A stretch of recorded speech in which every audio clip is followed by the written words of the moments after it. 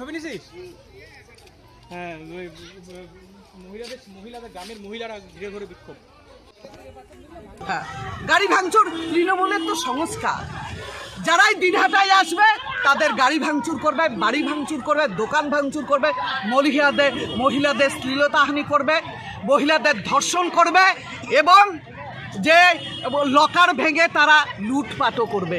এই রাজনৈতিক প্রতিহিংসার আড়ালে এরা ডাকাতি করছে দিনের আলোকে। দিনের আলোতে কার নেতৃত্বে?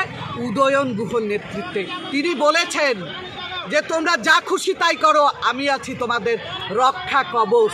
তৃণমূল কংগ্রেস সারা রাজ্য জুড়ে এরকম চালাচ্ছে এবং দিনহাটা ওনার মৌরসি পাট্টা উনি যা বলছেন তাই করছে। এবং আমরা একদম বলে এসেছি, পুলিশ কেন সঠিক সময় আসলো না, তাদের কেন সরিয়ে দেওয়া হলো না। একজন মা, সে শিলিগুড়ি বেসরকারি নার্সিংহোমে লড়াই করছে, মা সন্তান কীভাবে আছে আমরা জানি না। তাদের বাড়িতে একজন প্রতিবন্ধী আছে, তাদের বাড়িতে একটা শিশু আছে। আমরা তাদের বাড়ি দেখার জন্য এসেছি, এটা আমাদের নৈতিক কর্তব্য। কিন্তু কি এসে দেখলাম, আমরা ঢুকলাম, আমাদের আটকিয়ে দেওয়া হয়েছে। পুলিশ কোথায় ছিল? দলদাস পুলিশ কোথায় ছিল?